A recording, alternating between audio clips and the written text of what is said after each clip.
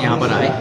आप सबको पता है कि हमारा मुद्दा इन सभी क्षेत्र जो हमारे रिप्रेजेंटेटिव हैं उन सभी के क्षेत्र में एक अलग राज्य भारत के कॉन्स्टिट्यूशन के आधार में संवैधानिक और हमारा जो कानूनी अधिकार है और ये हिस्टोरिकल डिमांड है, इसके पूरा करने के लिए हम सब NFNS में आए हैं। तो उसी के विषय में लेकर हमारी विभिन्न चर्चा हुई कि आने वाले दिन में हमारा किस प्रकार का स्ट्रैटेजी होना है, किस प्रकार से हमारे मुद्दे को आगे बढ़ाना है।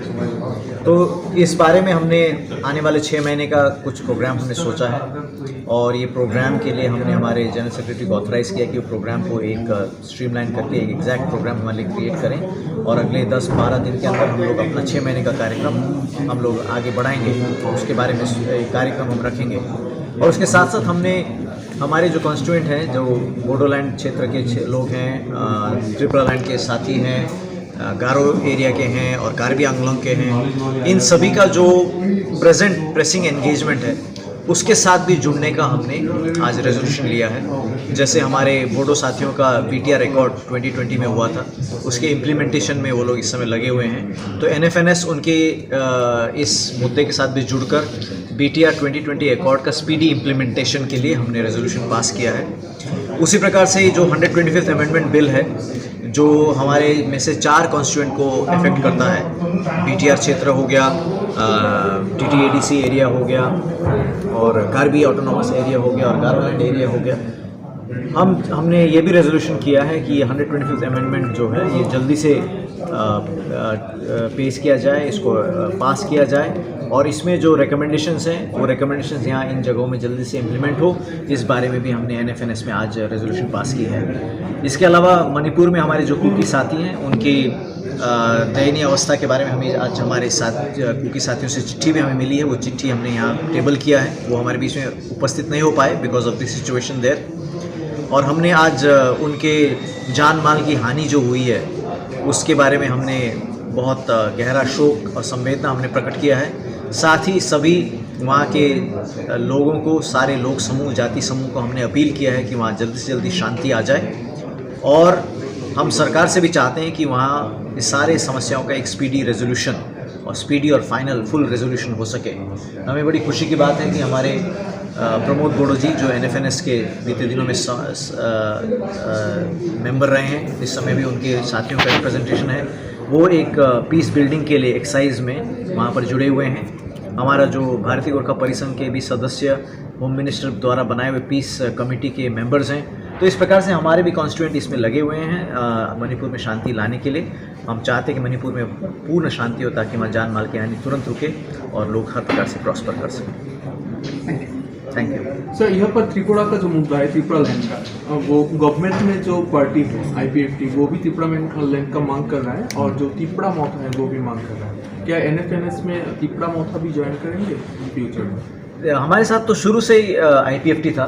IPFT अपने शुरू काल से हमारे NFNS की बहुत समय से लंबा पार्टनरशिप हमारा है। तो हम तो IPFT को हमारा कॉन्स्टिट्यूएंट मानते हैं। IPFT हमें रिप्रेजेंट करता है त्रिपुरा लैंड के मूवमेंट में। त्रिपुरा मोथा भी त्रिपुरा लैंड का डिमांड कर रहा है। अगर वो त्रिपुरा लैंड का डिमांड कर रहे हैं तो अगर वो चाहते हैं हमारे साथ जुड़ने को, we will be more than happy to have them on board. मगर अभी तक ऐसा कोई डिस्कशन हमारे पास आया नहीं है। बट क्योंकि हमारा मुद्दा कॉमन है और कॉमन मुद्दा में अगर वो चाहते हैं कि हमारे साथ मिलकर वो भी जुड़ जाएं तो वो हमारे लिए बिल्कुल स्वागत है। What do you think how easy to fulfill your demand when a member of minister of state with you? In fact, we commend the courage of the minister, who is not only part of government but is also part of the movement. It is very rare that a minister continues to be part of a movement. In most cases, we see that when one assumes a chair, one abandons the movement and one follows the path of self-aggrandizement.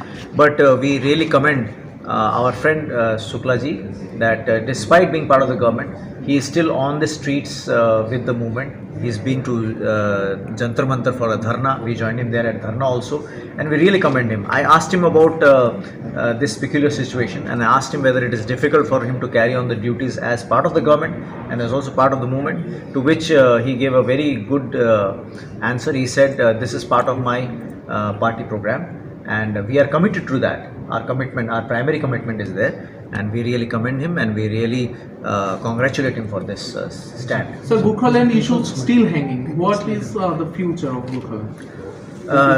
Gorkhaland is a long-standing demand, and Gorkhaland is a long-standing constitutional demand. In the last election and also the election previous to that, the present ruling party had put Gorkhaland as an issue in its manifesto.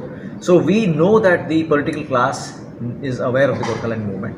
Not only that, they have engaged with the Gorkhaland movement, but after coming to power, they haven't shown the political will to do anything about it.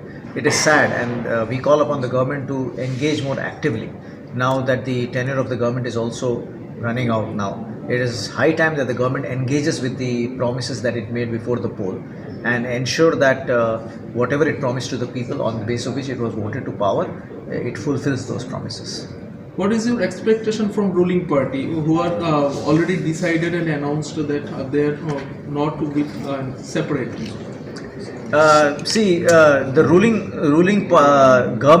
The government might have said, or the government might not have expressed its mind on the separate state, but the government is run by a party which has clearly said in the past that they want to engage with this. So this kind of duality should not be promoted by the government. The government is run by a party which has in the past very clearly said that they want to engage with these issues, and we want them to remind themselves of this issue and come out with their mind on this matter.